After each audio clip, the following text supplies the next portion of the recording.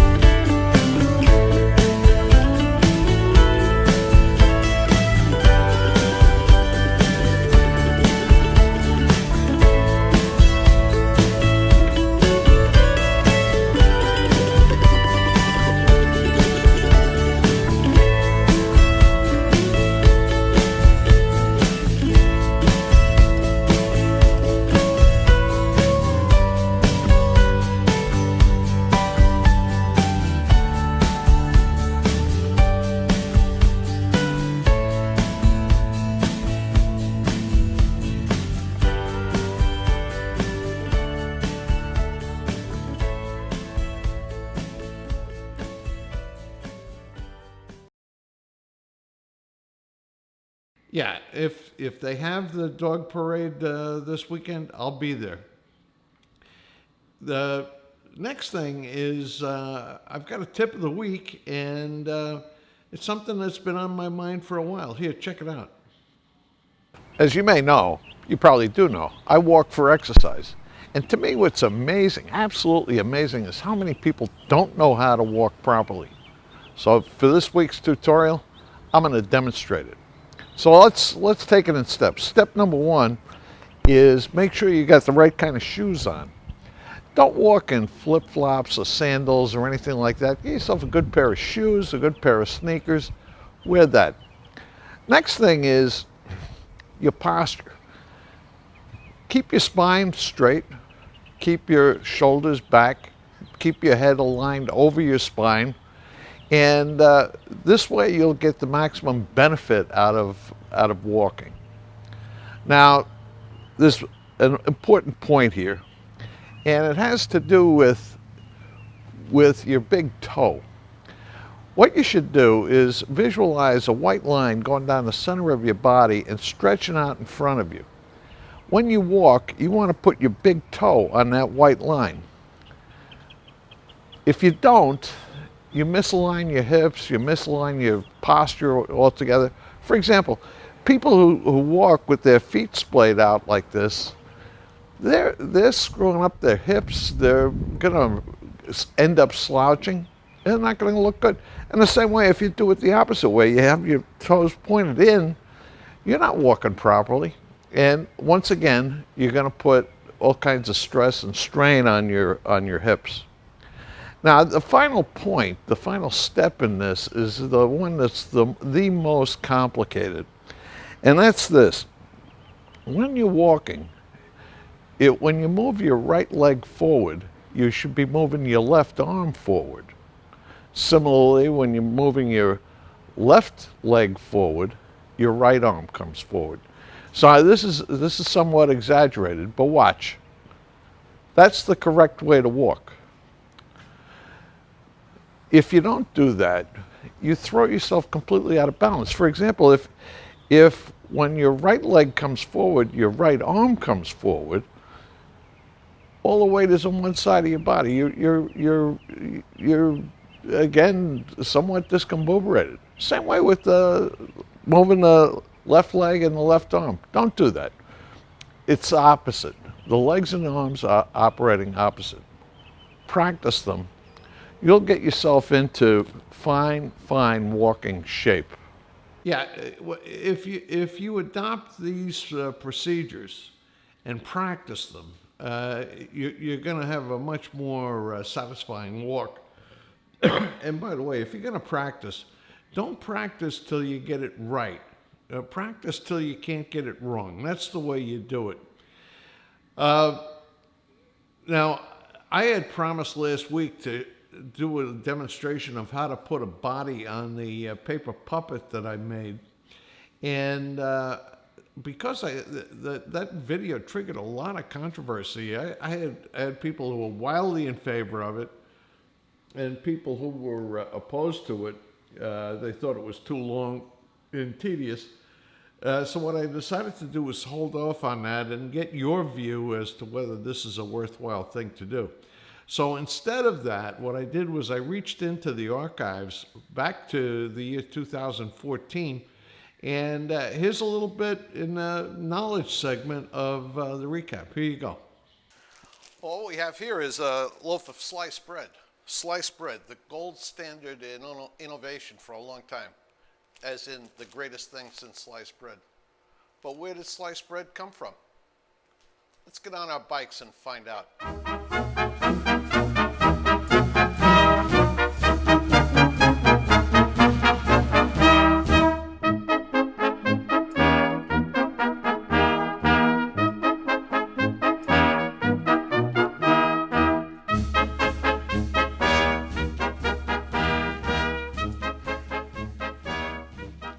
Sliced bread was the brainchild of a man named Otto Rohwedder.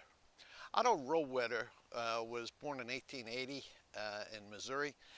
He spent his life as a jeweler and an inventor. And there came a time when he decided that he was going to invent sliced bread. He sold all of his jewelry stores and put it all into the development of sliced bread. He had three problems. The first problem was, what size should the slices be?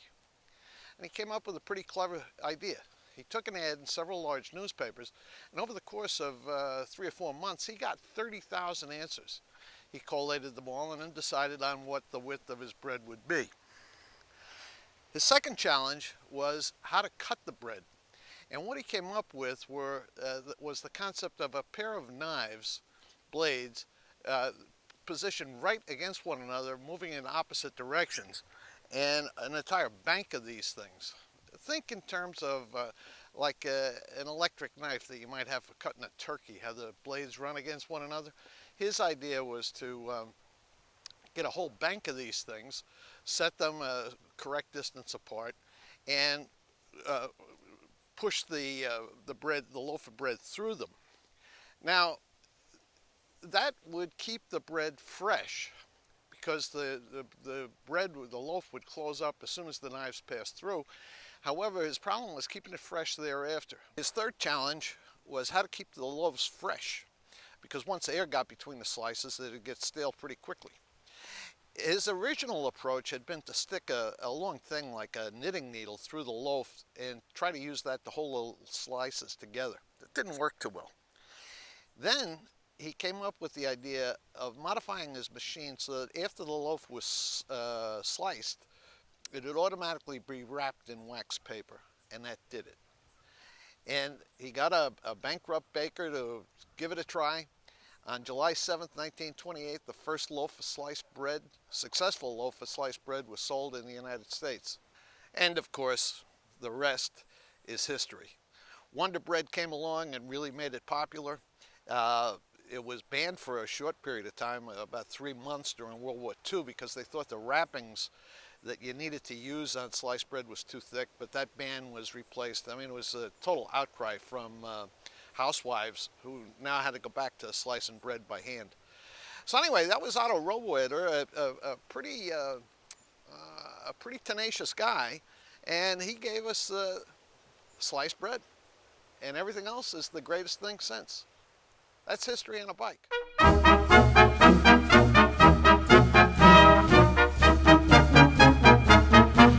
Okay, so that's the story of sliced bread and Otto Rowoeder. Hope you enjoyed this episode of History on a Bike, and sometime soon we'll investigate where flat shoelaces came from. Take care. That was shot in Puerto Rico, in Dorado, when I used to be riding my bike all the time.